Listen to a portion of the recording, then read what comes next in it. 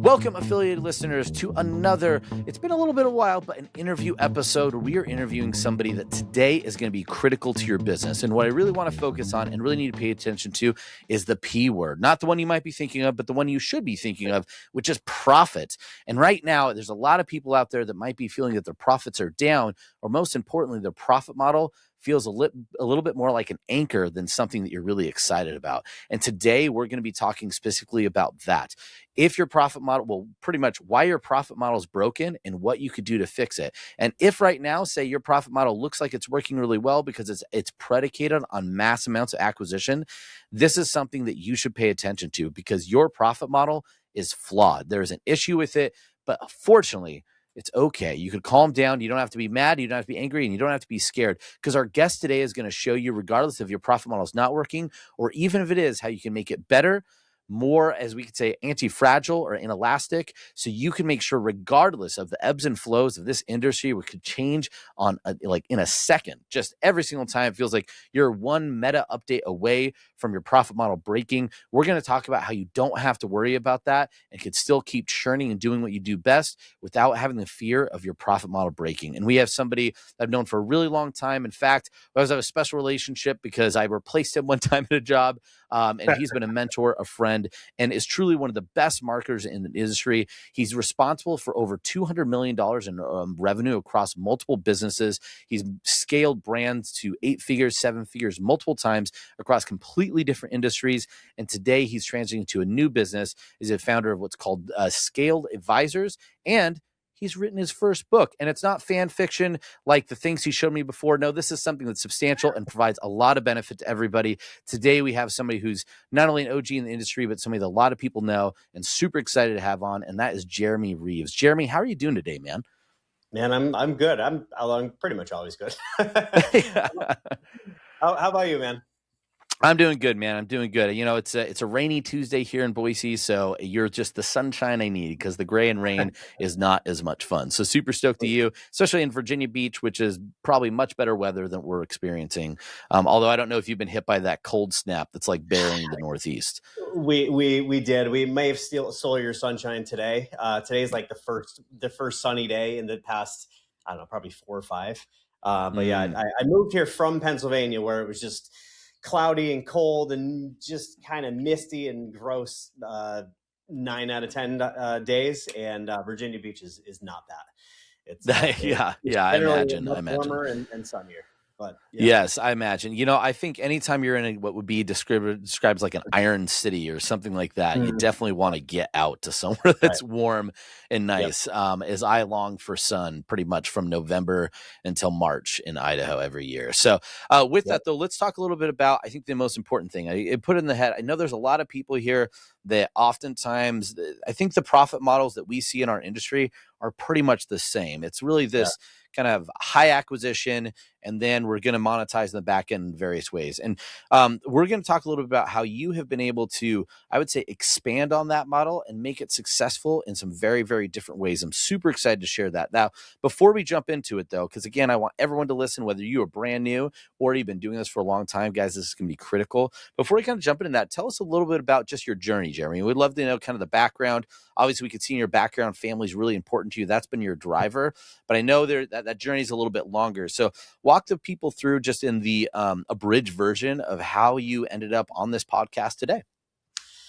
Yeah. So I've been doing this coming up on 20 years now, which is kind of crazy. It's essentially half my adult life. I actually turned 40 on this Sunday, which is why you look it. No, actually look great, man. The hairline's strong, no gray. You're obviously living a happy life, if that's what 40 looks like. Trust me, I got some gray. Might not be coming through with the with the that's good lighting. Yeah, it makes you look a little better. But no, so I started in my junior year going into senior year of college, like that summer.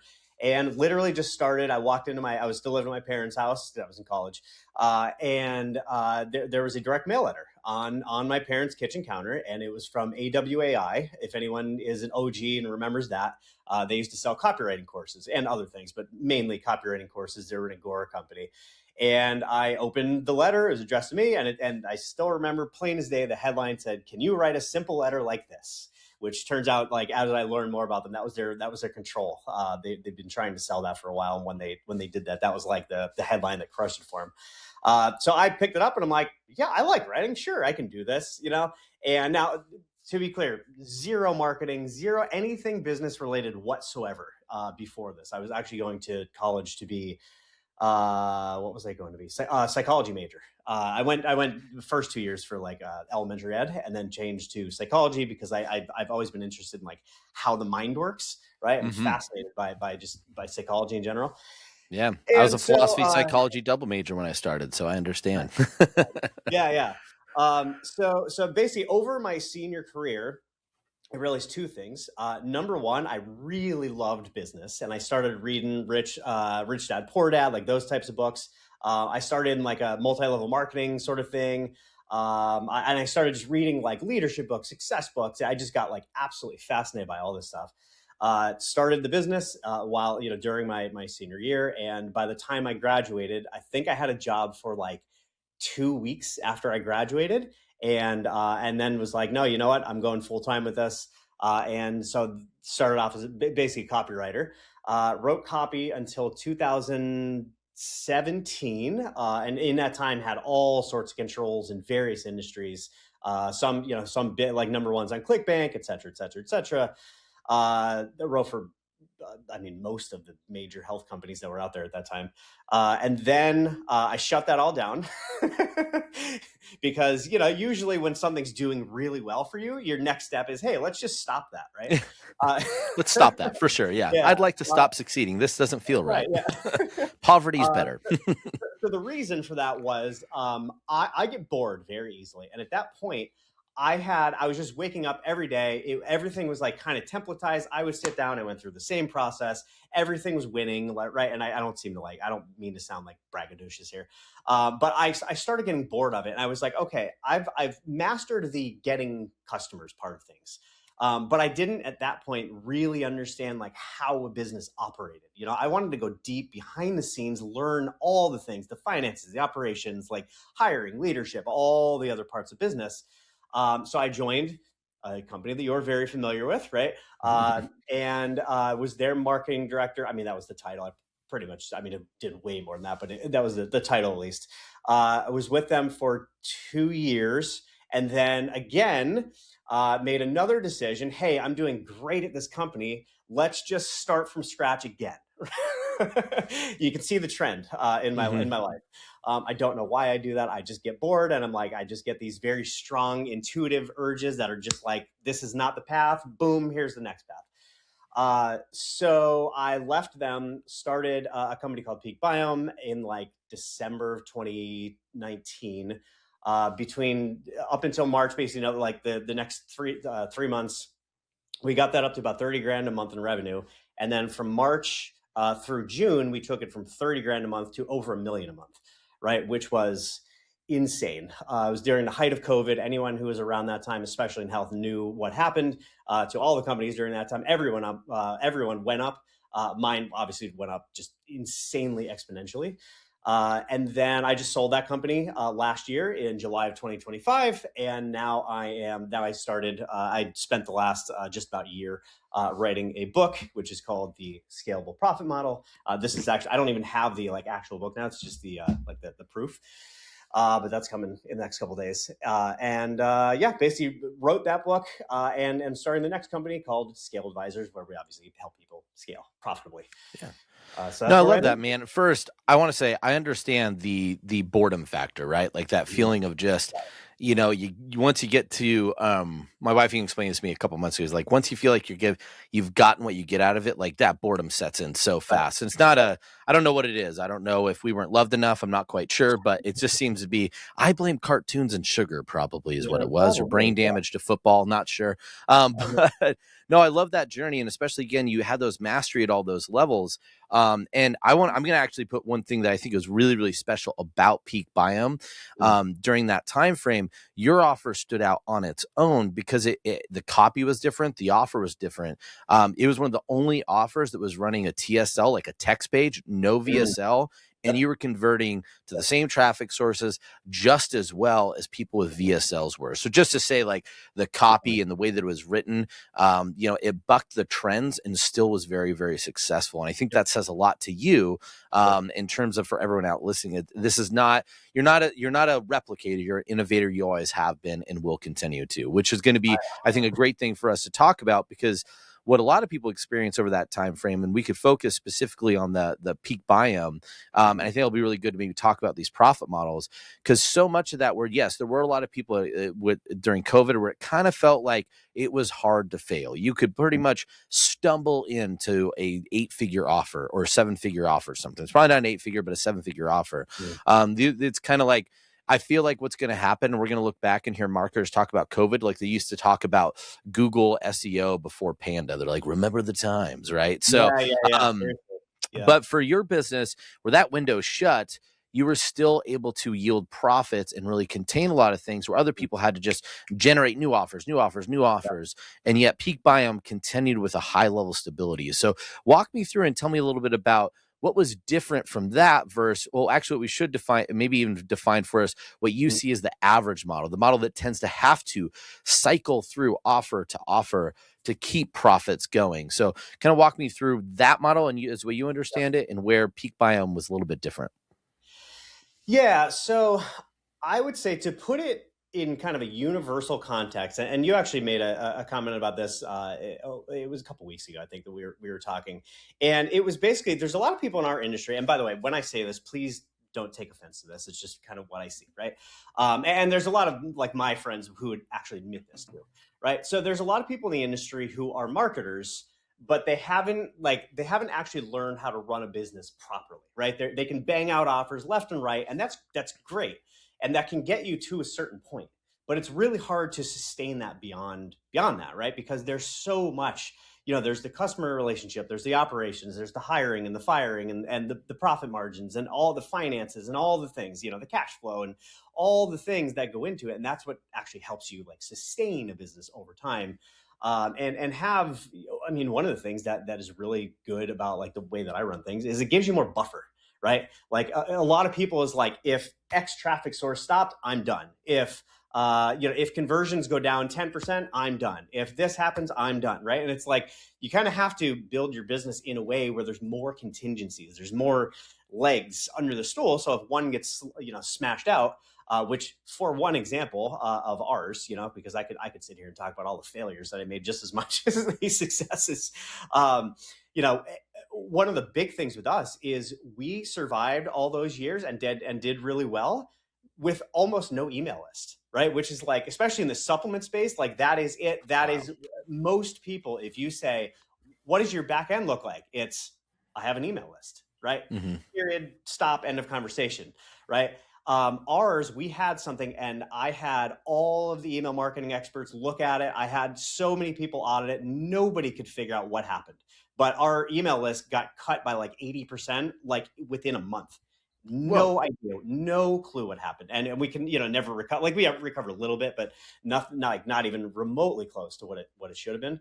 And that's the reason we were able to survive, is because I had all these things in place: good lifetime value and good customer relationships, and all the things. I had a really good handle on my contribution margin and my cash flow, and all these things that we'll talk about as we go through this, Mm-hmm. right? So like, to kind of bring it back, the typical model is just, it's marketing based, right? And again, marketing is great, customer acquisition is great, but it's the way that I teach, like, a 5-pillar framework, which we'll get into. It's one of 5 pillars, right? It's not 4 or 5, it's one of 5 pillars, and it's generally the only one that people really focus on, right? So, like, that's the typical thing, and that's why it's so fragile, right? You talked about anti-fragility before. This is like making your business anti-fragile by putting these other pillars in there, these other levers. And so that's the typical thing. And the reason that we did well over all those years, and through the ups and downs, and, of course it went down after, like, COVID was kind of everyone shot up for a little bit, and then kind of normalized, right? the reason that we were able to stay profitable throughout all those times is because we had all these things in place, and because I always had contingencies. Even just for one quick example, uh, I went through a phase where I was like, "Hey, I want to build out a whole bunch of different offers," right? Like most people do, because in my mind, the past like I don't know 3 offers that I did before that all did multi-millions, if not 8 figures each, right? And so I got in my head, I was in ego space, right? And I was like, oh, let's just keep cranking out offers, right? And it was actually one of the worst things that we did. I wasted a couple $100,000 over the Ooh. course of about a year, right? But I had contingencies, and I said in advance, okay, over the next year, this is what we're going to do. I'm going to have a stopgap, right? When this happens, if when X happens, if Y didn't occur, which would mean like more profit, right? That the new thing that was being paid for itself, then we'll stop that, right? Versus hanging on and just another month, another month, and then you keep doing that, and then all of a sudden you have no money left, right? Yeah. So it was a lot of that, a lot of contingency planning, a lot of just adding extra profit centers, right? Beyond like what people typically do.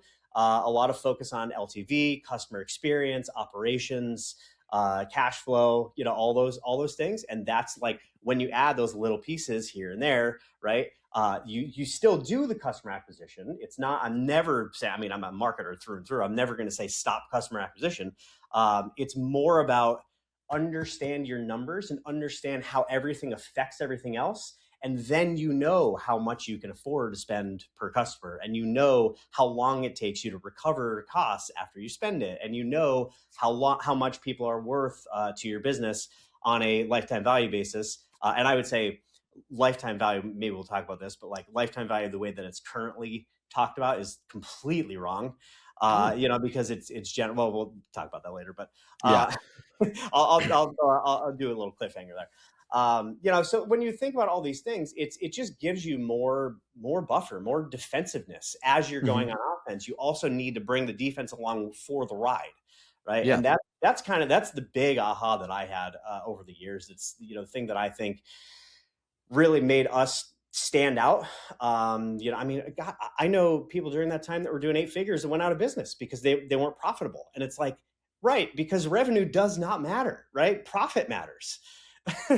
And it's hopefully that answered the question. It was a little long. No, I love that, because I think one of the things that's great about that is profit. And if you're really smart with profit, it's amazing what that could do to even lower amounts of revenue, right? So this is even for people that maybe feel like, oh my gosh, how can I ever be successful if I'm not at 8 figures? There's Mhm. probably things that you could shift and adjust in your business to make something where you're making 7 figures annually, and that could Mhm. still be life changing in a really substantial amount in terms of profit and what that looks like. So now let's kind of break it down, because I think the 5 pillars are going to be really important to kind of at least highlight those. We might not be able to go through all of them. So I'd love to do if we could at least go in depth with 3 pillars. If you want to mention the 5 pillars, and then we'll Yeah. probably go light on marketing. I'm going to ask you one thing with the marketing pillar, Okay. but we'll circle that after you give me the 5, and then tell me the 3 that you think people need to talk. We need to really talk in depth about today.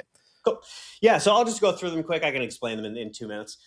So basically, my mental framework, my mental model that I put my filter, my lens, whatever you want to say, that I put on every decision, every piece of input in my brain goes through the 5 levers. Right. First one is contribution margin. That is essentially your variable cost for whatever you sell. Right. So you're taking out, and it's not gross profit. Gross profit actually misses a lot of things. So it's all the variable costs. And if you're not familiar with that, the very easy way to think about it is if you sell more, like month one, you sell 100 pieces of your product, right? Whatever your variable costs are, right? At that point, if the next month you sell 150, what are the things that increased? Those are all your variable costs. The things that stay the same are your fixed costs, right? Very simple. That's your overhead. So that's contribution margin, and it's one of the very, very, very few people talk about. And it's crazy to me because it literally drives the profit of every single thing in your business. Like I have I Yep. have a calculator that I have on my website that I give away for free, and it's like you can input some of your numbers, and if you do like in the example that I do in the video walkthrough of that. We increase their contribution margin by I think it's 10%. And not 10% like 50 to 60. That'd be like 10 percentage points, but 10% like 50 to 55. Mhm. And the profit goes up like 58%, right? So it's like, I always look at that leverage of that.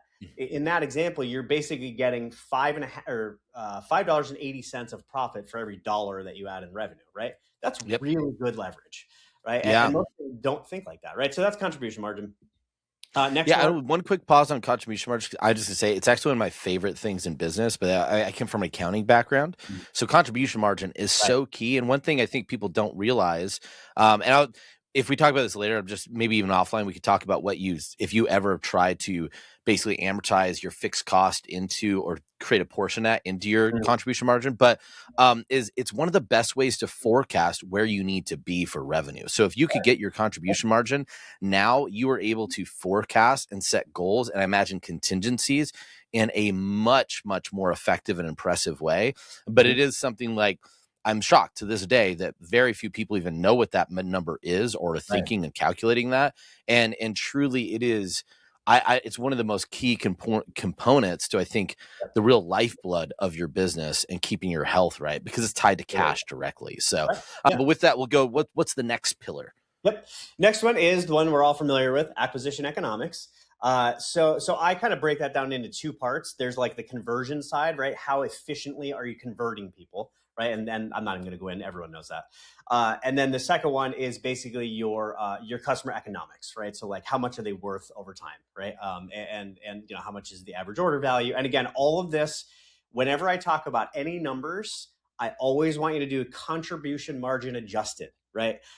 So What do you actually, mean? But yeah, what's contribution margin adjusted? Or should we come back to that later? yeah. So I'll go into LTV because it'll be able to explain it. Okay. That's pretty much customer acquisition economics. I think pretty much most people listening to this are very, very familiar. So I'm not even going to go into that one, right? Okay. So we'll go into LTV, which is a third pillar. Another one that very few people realize or like recognize for how important it is. So the big mistake. Well, real fast before we go into that, Jeremy, I'm really curious because I would agree. It feels like LTV is a number that it gets talked about or at least mentioned often. I know we've mentioned a lot, Right. but it doesn't seem like it's either well understood or there's barriers to it. So before we kind of explain why it's important, can you opine a little bit on why you think a lot of business owners, marketers, or people in the industry, even if they know about this number, they don't talk like they don't focus on it? Just kind of curious what your sense is on that. Yeah. So I pick up on language patterns, right? So like if you go to a mastermind, what is everyone talking about? We're talking about revenue. We're talking about number of customers, right? We're always talking about the front end stuff, right? Everyone is obsessed with more customers, more revenue, more this, more that, right? And it's like, well, actually, you can probably, like a lot of people, if you said, how do you double your profit? Right? If you just ask a typical person that, they're going to say, I would have to double my revenue because like that's going to be able to then double the profit, right? Get double the amount of customers, something like that, they're going to say, right? But it's like, well, actually, you could just change, like you could add 30% more LTV or 10 or 20% more lifetime value and double your profit without any more customers. Or sometimes you can decrease your operational expenses and double your profit without any more customers. Or like I just said before, like contribution margin, if you go through and do a bunch of things to improve your contribution margin, you can double your profit without adding any more customers, right? There's so many different. That's why like these levers are so important. It's the massive aha that I've had over the last couple of years, just piecing all that together. So so I think it's just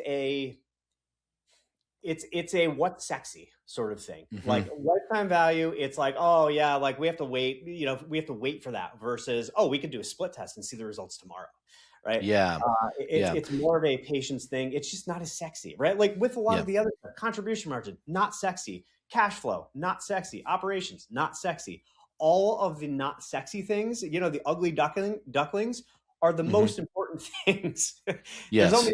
There's only one sexy duckling. That's a weird way to say Yeah, I that. don't know about that. Like, well, Yeah, we don't need to figure out what. So when you look at farm animals, we're now concerned a little bit. right, Jeremy's yeah, like, look at yeah. that duckling over there. Whew. Sexy duck over there. Yeah. I'm gonna say that we have a lot of. I live in a neighborhood with a lot of retention ponds. and there's ducks and geese, and we're Yes, this is gonna be great. It's gonna sound like Epstein's Zoo if you keep this right. up. I Yeah, don't know. You probably yeah. But we're gonna roll with it because it's weird. yeah. So the So sexy we got duckling. What is your that's sexy not really duckling, Jeremy? yeah. So out of the 5 pillars, there's one sexy duckling or ducklings, even worse. One sexy duck, and that is acquisition economics. That's the one thing everyone focuses on, right? So that's why I think a lot of people don't focus on it. It takes some work. It's not instant results because it's over a period of time, right? So with that said, I want to talk about why almost everybody gets lifetime value wrong, right? Yeah. So the two biggest things are, number one, you hear the word lifetime value and take that literally, right? So like people will say, "Oh, my lifetime value." Say you get $100 AOV and it costs $100 to acquire that customer, so you're break even on day one, right? At least on an acquisition basis. That's not including overhead, which I can talk about later. And then you say, but my lifetime value is $500. So now I have a 5-to-1 LTV to CAC ratio. Fantastic, right? Most people would be like, yes, that's awesome. However, what if it takes 5 years to make that happen? Can you float all of that cash for 5 years before you get it back? Probably not. Bigger companies, maybe. Most companies that are listening to this, probably not, right? So it's, you have to do it by a time frame. Like, what is the LTV in a specific time frame? And you should be able to, if you're doing data dashboards and stuff, you can track this. Your day 1 AOV, and then you could look at your day 7 LTV and your day 14 and 30 and 60 and 3 months and 6 months and 12 months and whatever, right? So that's the first thing, is whenever you talk about LTV, it has to be in a specific time frame, right? And the second one, going back to contribution margin adjusted, right, is just, if I say, and this is, I mean, the amount of times I've seen people make bad decisions on this, and you guys have talked about this too on the podcast. If you look at your, we'll just say AOV, right? Your day 1 AOV, we'll go back to this specific example, is $100, and you're paying $100 to acquire a customer, right? Most people are not looking at their contribution margin. So if they're, especially like a physical product, if your contribution margin is 50%, you're not break even on day 1. You're negative 50% on day 1, right? Most people don't look at that. And then they look at these CPAs. They don't factor in refunds. They don't factor in shipping costs and returns. And I mean, all of the things that go into it. And of course, there's different industries. It's worth, like if you're selling information, it's going to be much higher, right? But I mean, I've seen cases where people weren't factoring in, they were paying 20, 25% to coaches to deliver the product, weren't factoring that in. And it's like, okay, but for every dollar you make, and now you're only keeping 75 cents, and that's not including refunds. It's not including support costs, if you want to include that. It's not including sales commissions. It's not including all this stuff. Like, I mean, I did this with one client. They told me that their contribution margin was, it was 40%, they said, right? Which is, it was not good for what they were doing already. So I was like, okay, I took them at their word, and then, came back to it. I actually talk about this in the book. And without I never give any client names. So after I personally calculated it, it wasn't 40%, wasn't 30%, wasn't 20%. It was 14%.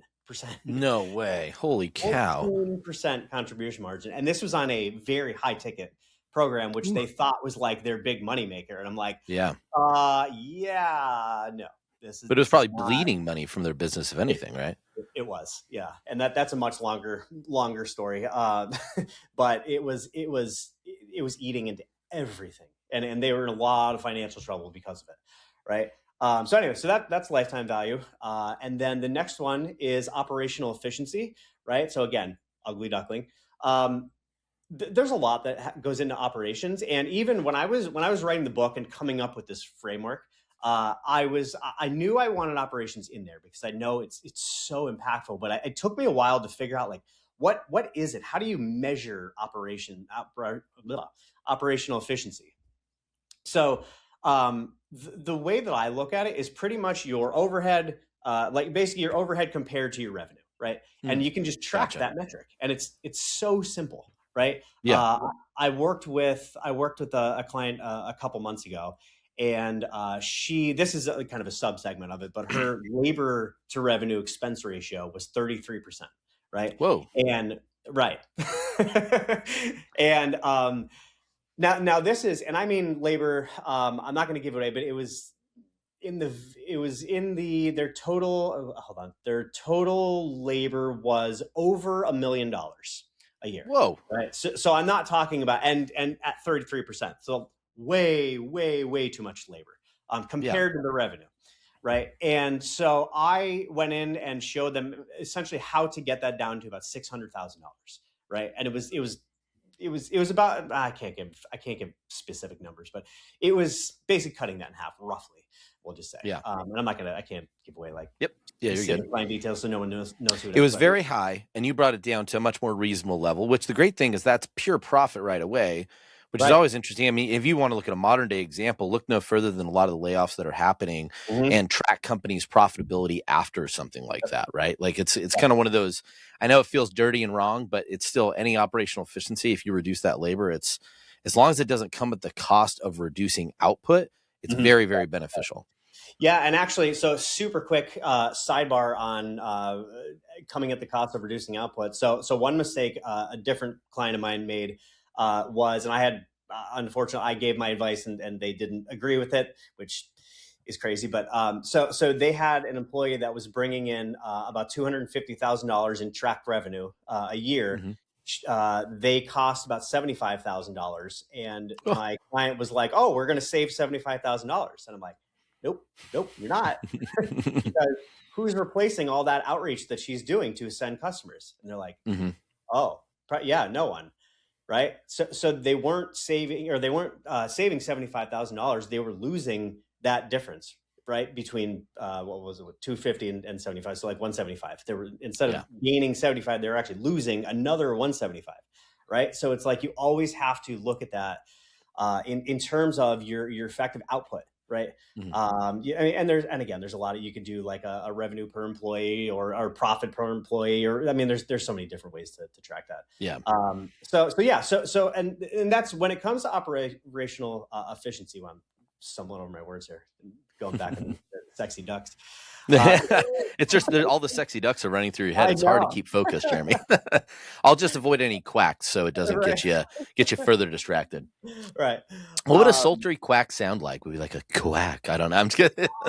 I'm just trying to think of the quack quack. Anyway, I before this descends into a different podcast, I'll stop I talking about may the need sexy duck quacks.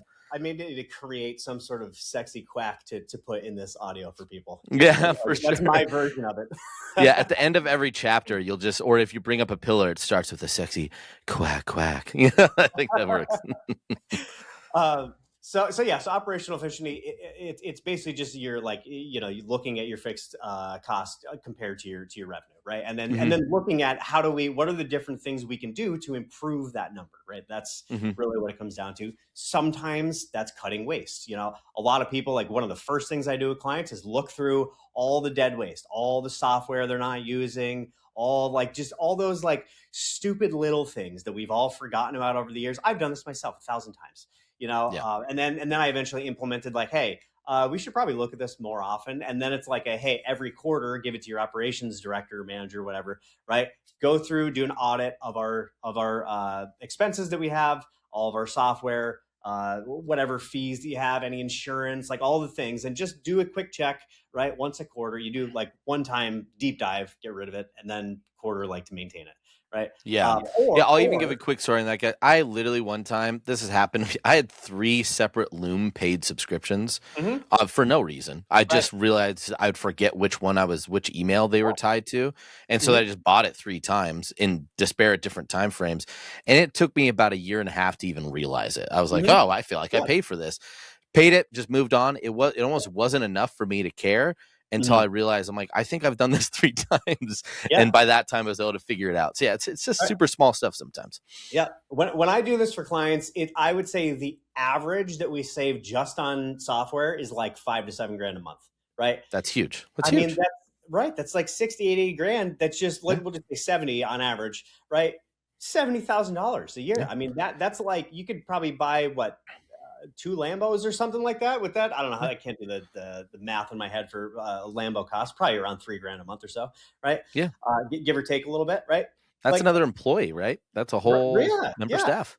I mean, there's so much you can do with it, and it's just getting burned every month, right? So that's the Mhm. one way, is basically reduce all that, and then the other way is to, like you alluded to, is to increase efficiency, right? So like, what are the, and that's the part in my book, that's the part that I focus on, is increasing efficiency. And now with AI, like, I mean, one of the best things you could do and spend time on, is figuring out how to improve efficiency with AI. Right. It doesn't mean getting rid of employees. It could, if you have employees that don't belong there anyway, right? I mean, you should get rid of them anyway if they're not doing the job they're supposed to do. But I'm a bigger fan of, like, hey, if we have the great employees, don't get rid of them. Give them more superpowers, right? Strap a Mhm. rocket under them. Don't shoot them off to the moon. Keep them here with the rocket and going, right? Yeah. Yeah. So Elevate, don't eliminate, right? Right. So that's operational efficiency, and then the last one is, what I call capital return velocity. I couldn't find an existing accounting term that did what I wanted it to measure, so I just created one. So it's capital return velocity, which is essentially like when you put in a dollar, how long does that dollar take, and that dollar has to pay for overhead and acquisition, right? And so say you do that, it's like $100 per customer or whatever. How long does that take for you to create the revenue? Then the variable costs come out, then it pays for acquisition and overhead, and then comes back to you. Now you're a break even. How long does that take? Right? That process, right? Interesting. Yeah. Interesting. That is super interesting, especially okay. Yeah, I don't think that exists anywhere in accounting. I've never It heard it that it term. it, it doesn't. It's like your cash recovery time though. Like how fast can I recover my cash and that Mhm, capital investing? exactly. That's so Yeah. interesting too, because if you ever were in a situation that you wanted to raise debt or collect debt for your business, Mhm. knowing that number would change things quite Right. substantially, particularly if you have, most time you can get pretty interesting terms like on a 6-month payout or 12 months or Right. something like that for a note to Yeah. come due. Yeah. So understanding that could really, really help Yep. really allow you to raise capital quite fast and Yep. advantageously grow your business without some of the risk that a lot of vendors, I think offer owners and business owners really stray away from on debt because they're afraid of it. Yet we know the largest companies in the world leverage debt all the time, Right. but they probably have that number really well defined, even though they don't have a name for it. At least they have some idea of what that looks like. So that's Yep. super interesting. So of those Yep. five, I know the three that I'd like to talk about, but curious, what do you think the three that you'd love to go a little more in depth about with? Yeah, so I would say definitely lifetime value. I mean, honestly, I could kind of talk about any of them. Um, let You me do a can't. You have to only talk about three, Jeremy. let me do a quick pause, because actually, let's just start. We'll go on capital return velocity. Okay, So yes, yes. we'll I dig think into this that is a one. super interesting one. I like this one a lot. I was going to ask for this one as well. So Yeah. So okay, and so then we'll I do want contribution margin. I'll say this because to. we've Okay. done some operational efficiency stuff. I think there's a lot there. It's a big subject. Yep. Definitely reach out to your resources. Also, I'd say there's some great episodes we've had in the past on operational efficiencies. Yana Lee's one of my favorite ones. And then we already said the sexy duck in the room. We can only quack so many times about it, so we'll leave the marketing metrics or acquisition metrics out of it. So yeah, let's talk about the capital velocity metric. We'll talk about LTV and contribution margin. I think these are things that I'd love to explore deeper with you. So yeah, let's start off with this one, right, to get us going. Okay. So I'm going to start off, and I'm going to have everyone, including you. Sorry to put you on the spot, but we'll see. Uh, I want you guys in your head. I want you to explain how profit is created in a business, right? So just everyone, take a sec, get it in your head. And by the way, an acceptable answer is not I sell something and then I get money, right? Like, I mean, like Okay, yeah. this happens, then this happens, then this happens, right? Mm-hmm. Do you want to take a guess?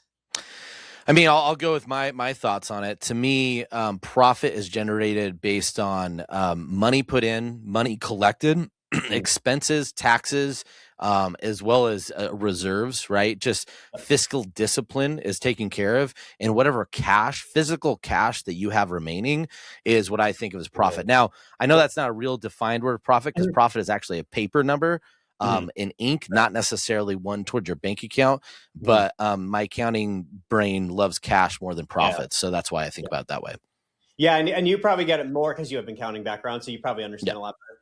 So the way that I defined it, and I think this is easy for everyone to understand, especially people who, like we talked about before, are marketers but don't have like the business knowledge, right? So you generate $1 of revenue.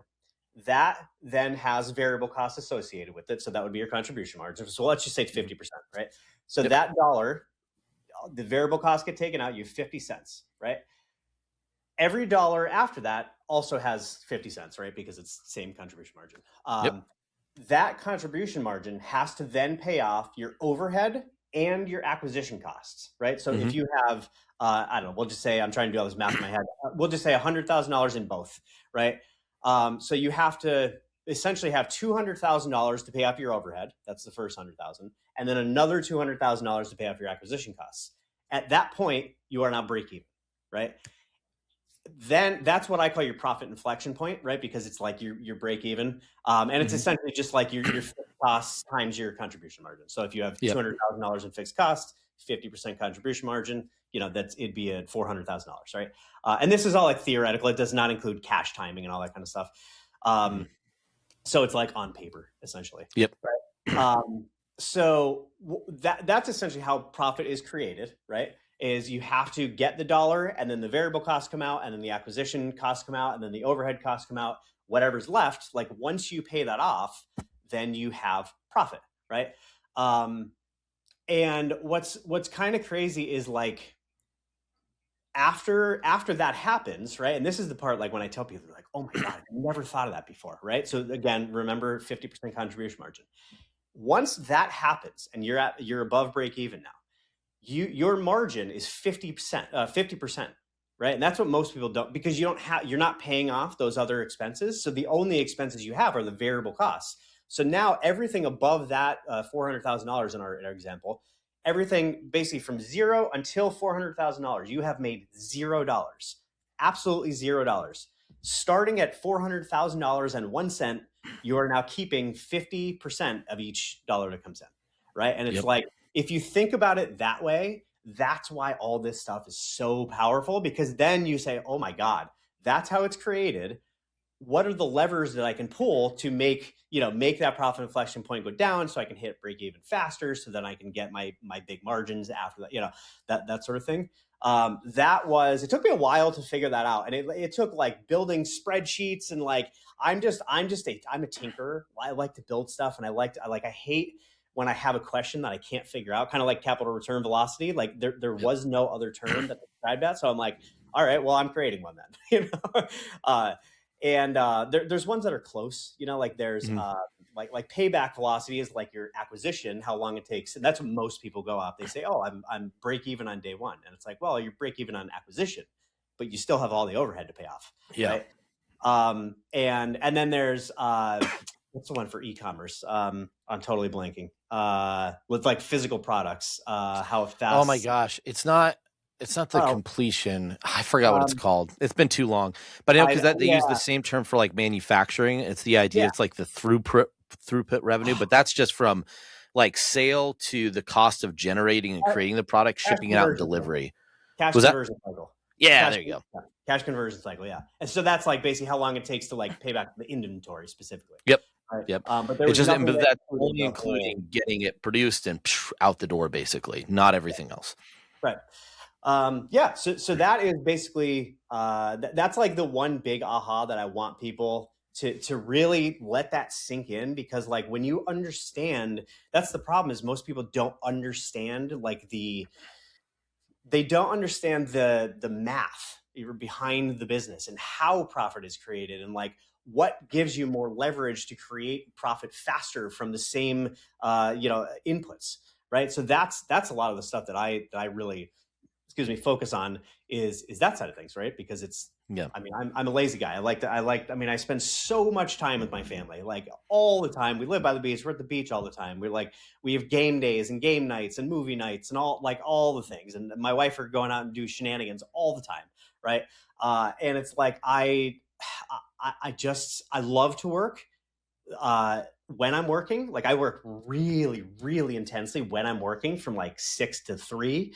And then I'm done and I'm out, right? And it's like when you get all this stuff right, that's what it lets you do, right? You Hmm. make more profit because all these things are working together as a team, right? And you don't have to be working until your brain bleeds, right? Because like you just have so much leverage. You're putting your focus on the right priorities, and instead of doing all these little 500 stupid little projects that aren't going to do anything, it's like, Hmm. hey, here's an idea. What if we just focused on like the one thing this quarter that has a potential to like double our profit, right? Yeah. Versus, hey, let's put 15 new projects on the marketing calendar and another 32 in operations, and like it's like, no, focus on the big Yeah. things, the big needle movers. Yeah. Well, actually, I think I brought this up in a different podcast, but it's been this like super impactful talk that I had a chance to listen to at Jordan Hall's Profit Multiplier event. But it was from Jeff Hoffman, who's multi-time. I mean, he's built $2 billion businesses and Mm-hmm. has a $500 million nonprofit. They have a $500 like super successful guy, right? And one of the things that he brought up when he talks about operational efficiency was a company, 1-800-Flowers.com. Tiny place. I think it was out of New Jersey. And this is a massive company in revenue. And what's interesting is everywhere when you walk inside their building, they have one phrase that's just littered everywhere, and it's sell more flowers, because they know at the end of the day, that one goal and operationally, everything goes and centers around that concept. Yeah. So no one's doing anything unless it involves selling more flowers. And so bringing that back to your concept, when you really know where the levers are to pull in your business or where profit begins, most of Yeah. our entrepreneurs and people in this business, they came into it with a goal. Like for you, spending more time with your family, that's super critical. And when I know where profit is, I know when I could actually start accomplishing that goal. So then Mm-hmm. operationally, it's a lot easier to get more efficient because everything rallies around this point to get that lever, right? And I think oftentimes, you said it best, we only know one kind of trick. Lots of businesses know if I get a Yeah. great offer that acquires a lot, then everything works because that's the only lever that I know how to pull. Yet market changes happen, Yeah. traffic changes Yeah. happen, and now acquisition gets really hard. You said it earlier. It's like, well, hey, if I want to double my profits, I just have to double my revenue. Mhm. That's really effing hard. That's really It hard. is. You get to periods where if you're running at 20 million a year and someone says, hey, can you double that? Maybe that's incredibly challenging. And so you're likely to bring in more staff and you actually Mhm. increase your cost. And you might hit that, say you even hit that 40 million, you go from 20 to 40, yet somehow you have less profit, less joy, and less happiness in your business. So much of it comes down to defining those goals, but you have to Mhm. understand what makes sense with it. And that's what I love about what you're talking about. And it is a concept that a lot of people miss. But what this allows you to do, and what I hear, especially with this velocity and understanding, hey, I put this dollar in, here's how it's going to wash out and get back to me. And that point where basically the big thing is knowing, here's where profit starts. Here's where profit truly actually begins for me.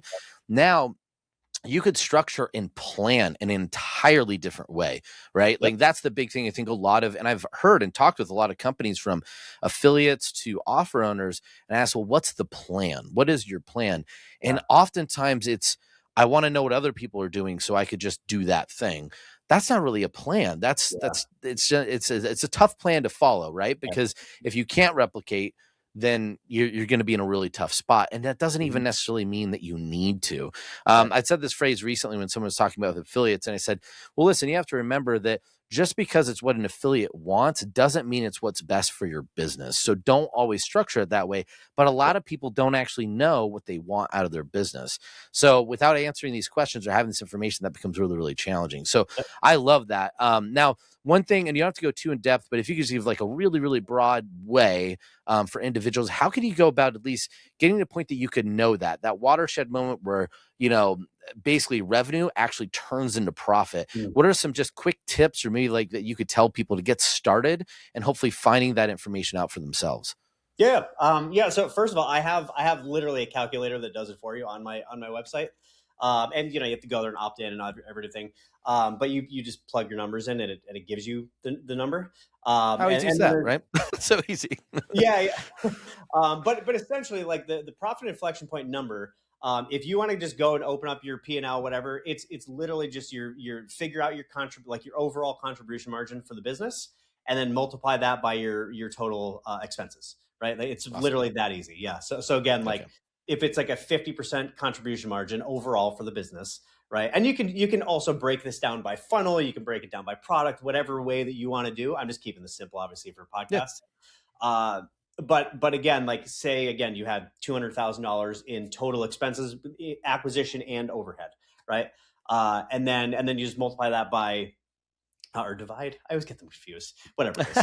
That's The why one there's a that, calculator, guys. yeah, exactly. Yeah. It's not helping to say I get confused with multiplication and division. You're like, oh no, Right. no, but it's a spreadsheet that makes it all work. We're good. Or a Right. Yeah. calculator that does this because math is I actually struggle with doing math in my head, even though I was always great with mathematics. So don't Right. worry Yeah. about that. It's So yeah. that actually transitions really nicely. I think the next thing we should talk about, which is Mhm. contribution margin, and really just if we could go a little bit more in depth, because I think we've talked a lot about the value of this. And I'll just say, guys, it's really funny because contribution margin, just for for any accounting major, like your first advanced level accounting class, one of the first concepts you learn is contribution margin. It is a cornerstone Yeah. of like efficiencies for businesses and those Mhm. boring accounts that seem like miserable people because guess what they are? They've been through tax season before. They have no joy in their lives anymore. But contribution margin is the first thing that those hapless, soulless people learn. I shouldn't say soulless. They all have souls. They've just been beat down by them by the Internal Revenue Code. It's not their fault. Yeah. But that is such a cornerstone. Again, that's because this tells you how much money you make per each sale. Mhm. And then essentially you have to figure out where that goes. But variable costs are huge. For Yep. those that just want, I'm going to give you an example of what happens when you get this wrong. One of the best like movie, TV examples we could all consume is in The Office. When Michael Scott Paper Company builds their company, they build it on a fixed cost model, and it's they don't include variable costs, which means Mhm. they underprice their product to where the more money they make, the more money they lose because they screwed up on their model. So that's why this thing is super, super important to understand your contribution margin. And you don't want to be a Ryan and screw everything up in your business because you probably can't magically exit your way out of it. So with that, talk a little bit more about just that contribution margin. I think some of the ways how it changes the way you Mhm. think about your business. I don't think it can be hard to calculate, right? There's a lot of factors that go into it, but just go a little bit more in depth. I mean, some things you think people should know about with it. Yeah, yeah. So you're really just looking at like when I sell one, it's like your unit economics, right? If that's another term, maybe somebody has heard of, just to kind of piece those two together. It's you just look at whatever you sell and you look at all of the associated costs that go with selling that thing. So I'll just kind of give a couple examples, like universal examples, right? So you could be looking at your merchant fees, right? So ClickBank, I forget what you guys charge, but just say it's whatever 7% or whatever it is. I think it's a little bit more, but Seven and just a half percent plus $1. I'll put it out oh there in yeah, case yeah, no hiding here, guys. It's what our brack rate fees are. right.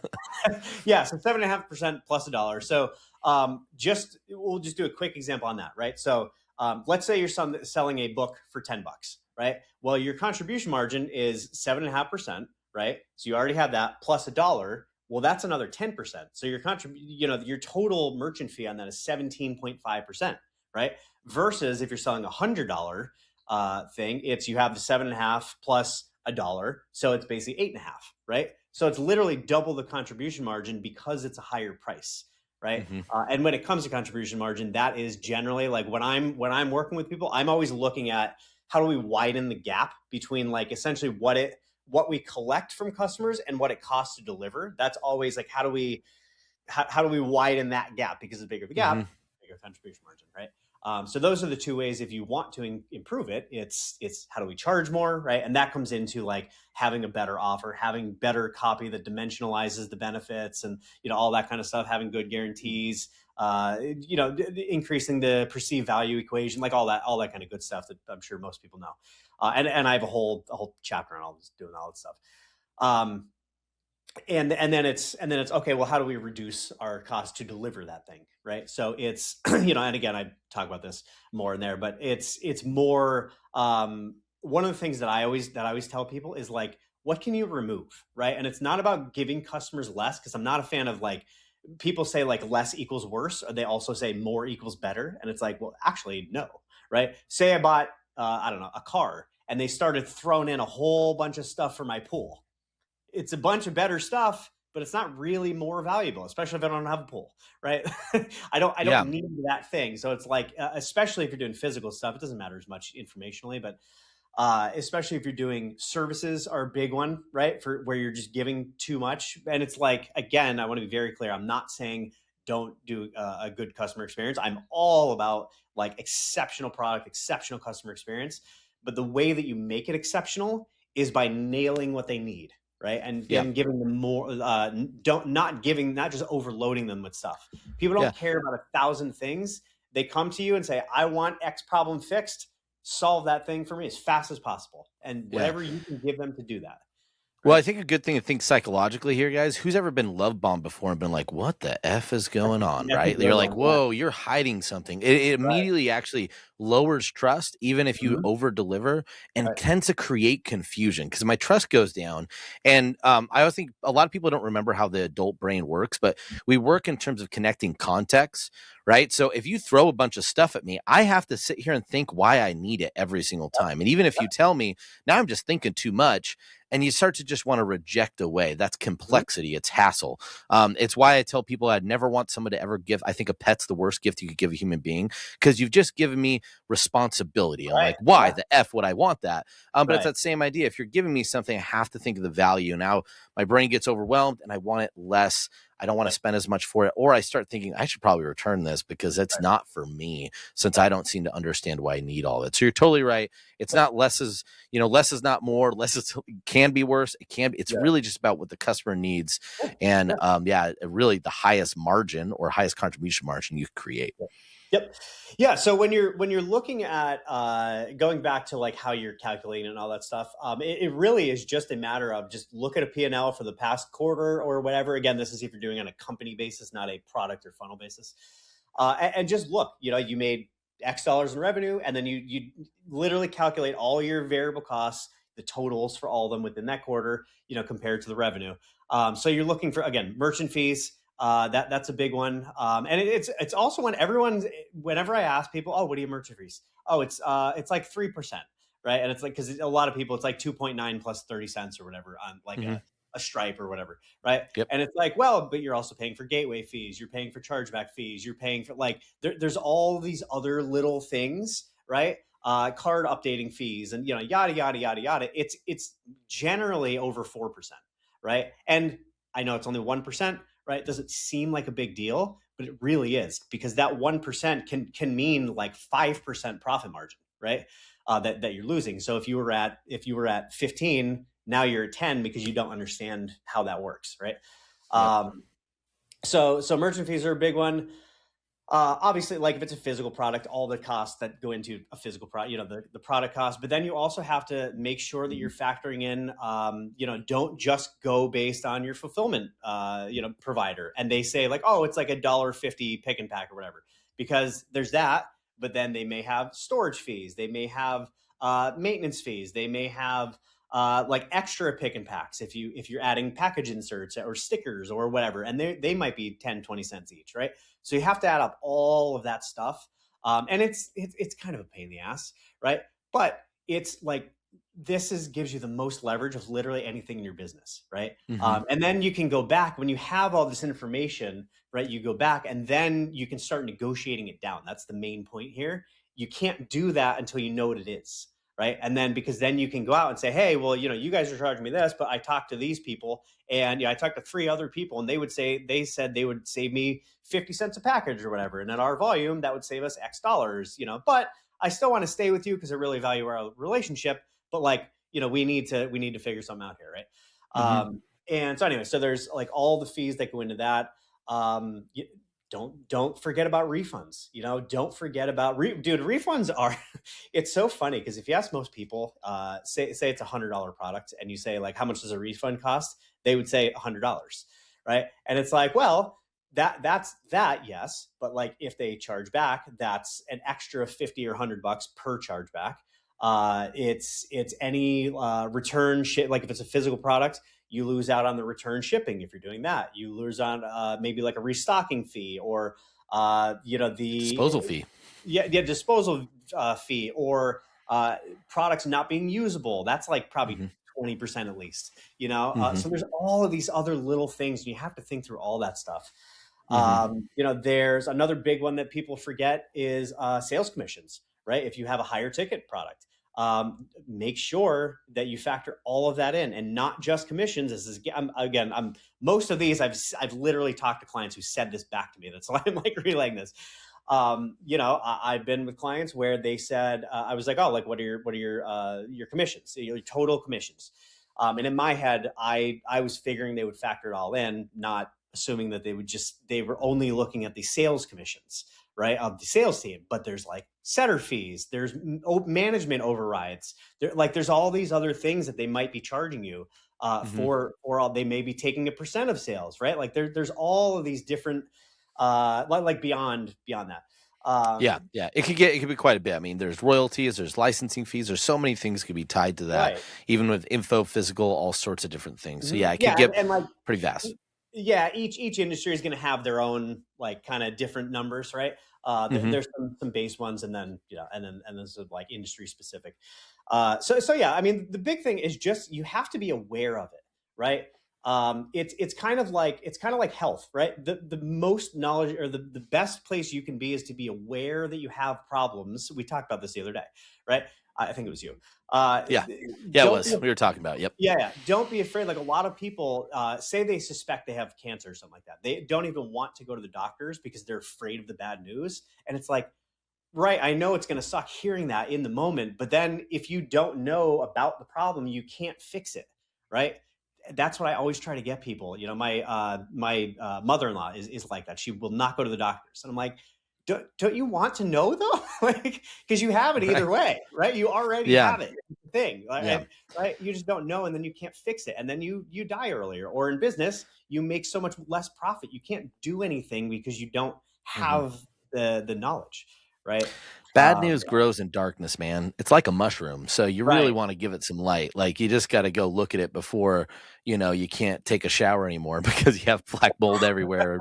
Like you need that stuff to be in the light, as scary as it is. So no, I think that's great. And I think with contribution, that's key. But remember, when you get all those variable costs in there and you round this up, and really it is painful because you're going to think you have it. And then you need to ask your team, you need to ask your accountant, you need Yeah. to ask whoever that you have to go through it again, because you might Mhm. forget it. Like, let me ask you this: like, how many times did you reiterate your contribution margin the first time you did it because you found another cost? You're like, oh, I forgot Mhm. this. Oh, I Right. forgot this. Yep. Like, give me like a rough estimate of like how many times you normally have to do that. Yeah. Oh, yeah. Yeah. Like me personally, you mean? Yeah. Yeah, I would say. Now, I will say, I'll do two answers. The first one would be when I first started doing it, generally 3 to 5 times, right? Because I mean, I'm typically in a rush, so I was like, the first time that I did this exercise, I was like, oh, it's this. I think it's like this. I don't know, probably this, and I'm done, right? Uh, and then like you go back and you're like, oh wait, no, that's not right, and then you come back, but it's easily a few different times. Now that I've Hmm. done it so many times, like I know the things to look for, right? So it's once or twice now, Yeah. right? But yeah, it's just you gotta get the reps in. You gotta do Yeah. it. It's So you know it, perfect. So let's transfer that now. So because I know we're still getting, this has been great, and we're getting close on time here. So I just want to make sure we're respectful of your time, because we could probably talk about this forever, Jeremy. I know we could. So I want to kind of bring this back in. So we have that contribution margin. Let's say, hey, we understand, we know where our profit point is, we know what Mhm. our contribution margin is, so we could calculate that. And most Mhm. importantly, we just know where that we're making money when we actually make sales. Mhm. Acquisition, we understand the nature of profit for us. Even if we know that it's break even, we understand we're doing that informative. But Yep. we're acquiring, we know how money gets back in, but now there's this big LTV number, which is, I think, the magic of Yep. inelastic profit, we'll call it, or Uh-huh. anti-fragile profits, or Yep. in understanding LTV more in depth. So we talked about this a lot. Is one of the big changes. Don't think of LTV for eternity, but in segments of time. Mhm. So start elaborating a little bit more on that. And I feel like this is, if we could like tag Tyler Ryan in a conversation that he should pay Right. attention to. This is like Yeah. his main thing, and his LTV number software is like built for this. But Yep. yeah, talk a little bit about that now, and we'll kind of bring it home, and then tell everyone, as hopefully they're listening in and with bated breath enjoying this so much, how they could work with you, how they could get closer after we're done with that. But yeah, tell me a little bit and bring it home with some LTV, Jeremy. Yep. So I'm gonna do a little bonus. I'm going to mix this just a little bit with capital return velocity. I'll Even just add better. just a little smidgen in there. Yeah. Um, so You look like a proctologist there. I was a little bit worried with yeah, that smidgen, but as my finger was coming, I was like, that's another weird one, man. Talking about ducks and fingers, this is getting a it's the little sexy duck problem. We're just right. uh, anyone who knows me is probably like, yeah, that's Jeremy. Yeah. Right. Yeah, anyway, so if there's two numbers that every person alive needs to know in their business, it is how long it takes to recover your initial investment, right? And again, I'm not talking about day one ROAS. That is not, it's a good metric. It is not the metric that you need to know. You need to know that, but then you also need to know how long it takes to cover your overhead, right? Mm-hmm. That they need to know that number, right? And that's essentially when you break even. And then you need to know how much that customer, because now you don't lose. Now you have that infinite stream of customers. Now you can't. I would say at that volume, right? Because of course, as soon as we increase volume, customer acquisition cost is going to go up, and now you're losing money. Yep. And that's where LTV comes in.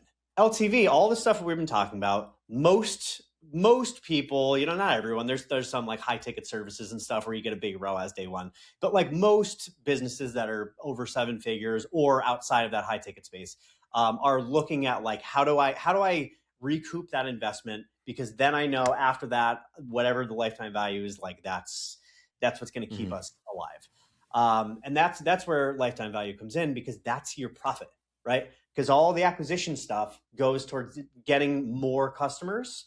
And you just think of like the acquisition as you're growing the ball, right?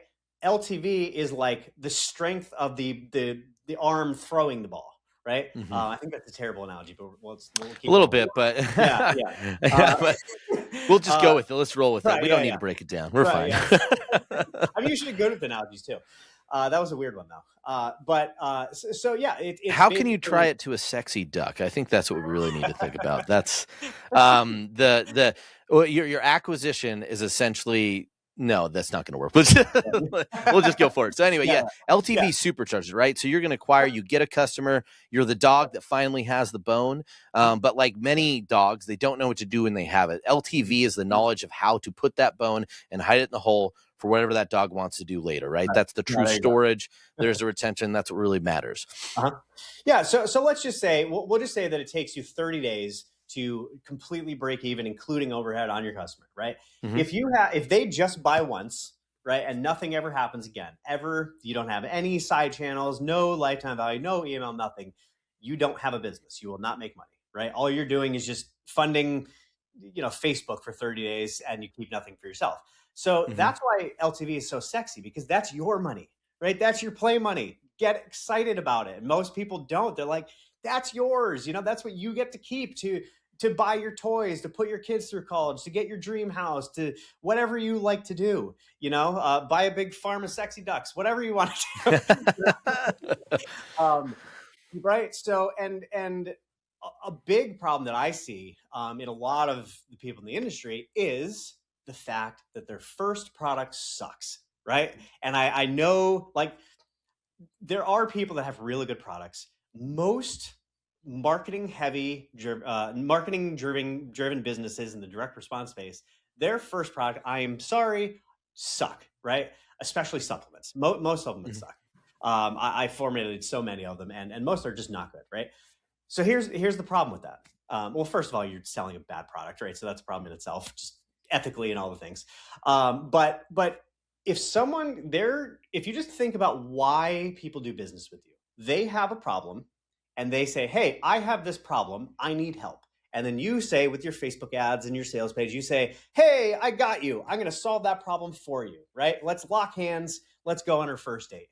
And then on that first date, you like get up and you like, whatever, push over their chair or something on the first date. Rude to the waiter. Yeah. Right. Yeah. It's like you're rude to the waiter. You make them pay the bill, whatever like, thing turns them off. That's what you're doing if you don't have a product that really quickly solves that first problem. But if you have one, if they come to you and they say, I want to lose weight, right? And then you say, cool, I got you, brother. And you help them lose a couple pounds in that first week, bam. Who are they going to do business with to get better results, to keep the momentum going? That's how you build lifetime value, right? An exceptional product that gets to them to consume the product and get the result that they asked for in the first place. Once you have that is the base of LTV. And then you add on, because that's what builds the trust. And if you don't have trust, you're not going to get that second sale. right? Mhm. People will go on a first date. You don't need much trust. Oh yeah, they're kind of cute, whatever. They have a nice butt. I'll go out with them for the first. I'll try them out.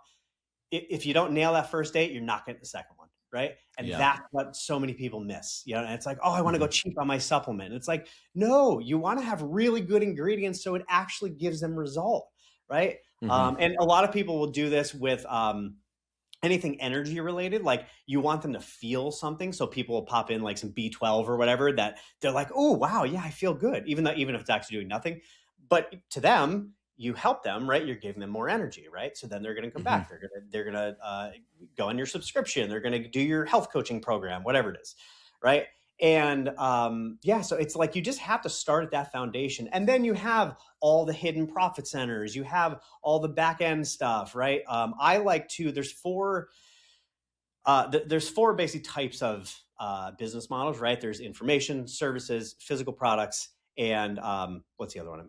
Software, right? And so now information products and software are kind of weird right now because of AI, right? Mhm. So they're in a little bit of a strange phase. I'm interested to see where that all goes. I don't think they're Let's going to talk. go. We'll have to talk offline about some of my theories, particularly around info, because yeah, I think that's really interesting for sure right Yeah, now.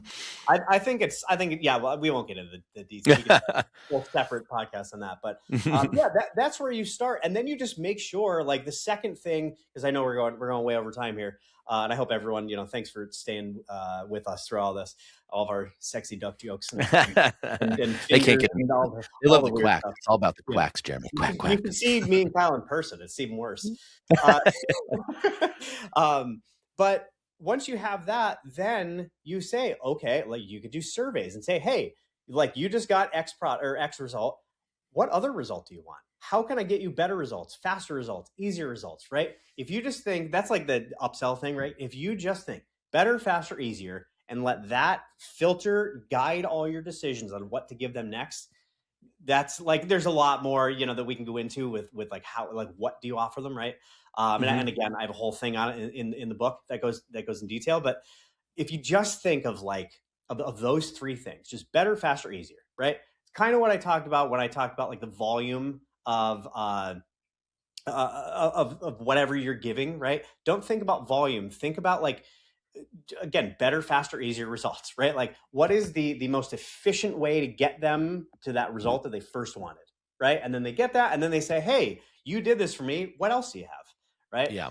And then you bring in the high end services, you bring in the high end coaching, you do a software subscription, you do bundle packages, you do whatever it is, Mhm. masterminds or one-on-one sessions or whatever it is, whatever Yeah. it is that you sell. You add it, but you've built the trust. That's Mhm. that's why low ticket funnels work, because you build that trust and then you can send them really quickly. Like a Mhm. book funnel or whatever. That's why Yeah. they still do good. If because some people, they don't work anymore, and it's like, well, your product sucks. That's why no one's ascending, because you didn't get them the result that they asked for in the first place, right? Mhm. It's not Yeah. rocket, right? Which puts such a larger burden on acquisition. Just remember that the lower quality experience puts a much higher burden on acquisition, which we know in reality, and this is the real truth and trick of acquisition, it's the most volatile portion of every single business. Mhm. Whether Yeah, you're Coca-Cola or yeah, you're just starting out, acquisition is always going to be volatile because it's an impression, it's a change, it's even at scale, I'd say sometimes it comes more volatile. yeah. LTV makes it so that number one, you could either afford more stable acquisition because you just Mhm. pay so much more to get somebody, or most importantly, you're more agnostic to it because you know there's going to be ebbs and flows, but your LTV ends up being a lot more consistent longer. So now I know we're short on time, and I will say again, like I love what you're talking about with quality. I just want to put one thing in here. I know we talked about this in other episodes, but Joe Stolte had a great talk on this, and he talked about using Meta's time to value. So it's a big thing in software is time to value, meaning Mhm. how fast you get someone to say, ooh, I like this. And it's Yeah. one of the biggest misses I see in a ton of people when they create things, Mhm. which, and I love what you said, is like, hey, if you're going to do energy or even anything, if it's weight loss, you Yeah. put something in the supplement that doesn't necessarily need to do anything other than make them feel, right? Feel it. Because as soon as you feel, value, that time to value compression really, really matters. There's even some things that the company that we both worked for, that was something I started thinking was how do we get better time to value? And it really increased a lot of stuff. So that's a really important thing. And one of the best examples of where this really works is you have to look at cults, whether you're studying Jim Jones, whether you're looking at Scientology, whether you're looking at even like, you could look at like the LDS faith, right? Time to value is really, really critical in what allows people to go through that process, right? You might wonder, how could somebody join a cult? Well, guess what? They're a lot better at acquisition than you are because they bring value in a very, very quick way. And then essentially the more value you increase as you go from that equity point, people will close off their ability to even think about anything outside the drip feed and the hand that's feeding them the best, which could be you if you structure that appropriately. So with that, one thing you mentioned, there are kind of 4 big profit centers. I want to give a tease for everybody because I think that's something I'm really excited to want to delve with you, but given time, we won't go into it now. So how I want to tell, if we're going to have Jeremy tell you how to reach out and connect with him and to make sure that he knows that you listen. If you really want to be at the top of the line for who Jeremy wants to talk with first, ask the question, what are the 4 main profit centers to increase my LTV that has nothing to do with email? Remember, these profit centers aren't centered around email. Jeremy doesn't necessarily need email for that. He found other ways that you probably are ignoring in your business right now or don't even know they exist.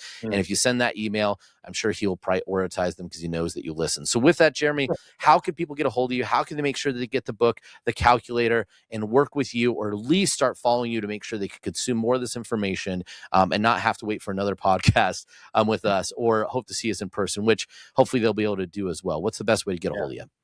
Yeah. So I would say, listen, if you have a business, which I'm assuming everyone on here does, and you want more profit, right? Those are the beginning qualifying criteria, right? Which again, I'm assuming everyone does. I would start with the book. It's at profitmodelbook.com, right? So it's literally the scalable profit model, profitmodelbook.com. That'll take you through a typical book funnel. It's like $10 for the book. I'm going to be split testing it, but it'll be like, 10, $9.95, $12.95, whatever. But it's like $10 for the book. And there's bonuses and you get all these numbers, and a lot of people are not numbers people.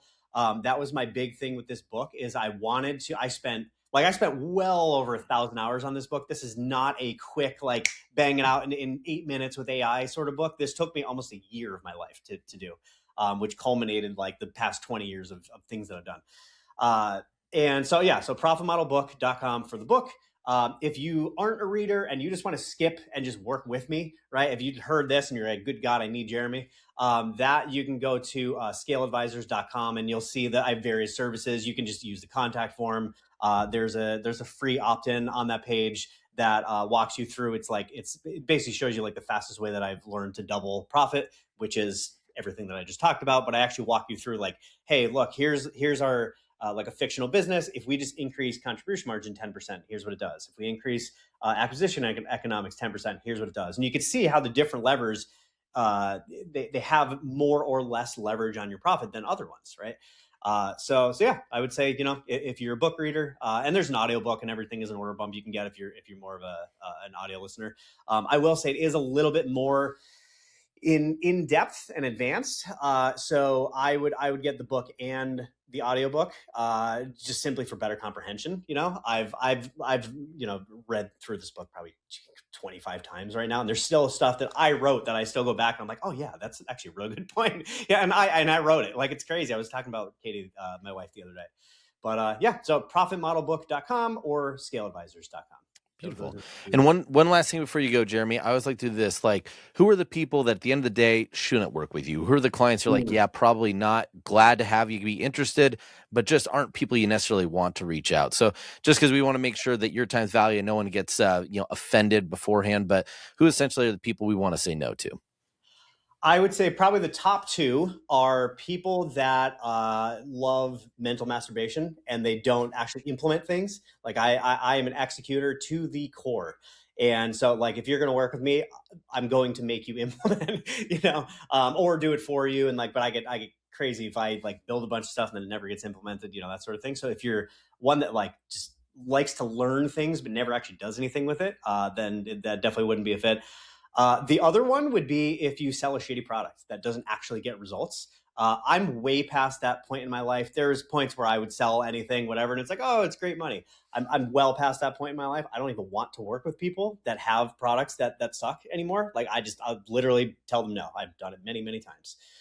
Where we'll start to work together, and I look at what they're doing, and I'm like, this is like, you just rip this off AI. It adds absolutely no value. Or if it's a supplement, it's just a white label, like just pile of garbage. It's not going to actually do anything. I honestly have no interest in working with those companies anymore.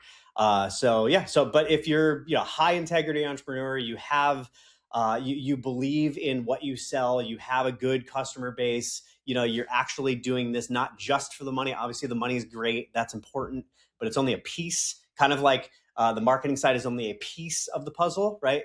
Profit and revenue and all that kind of stuff is a piece, right? So you have to have, I'm not saying you have to have some mission to save the world or something, but you have to actually deliver value, get your clients or customers results. So I would say those are probably the two biggest things. Otherwise, like the industry doesn't matter that much to me.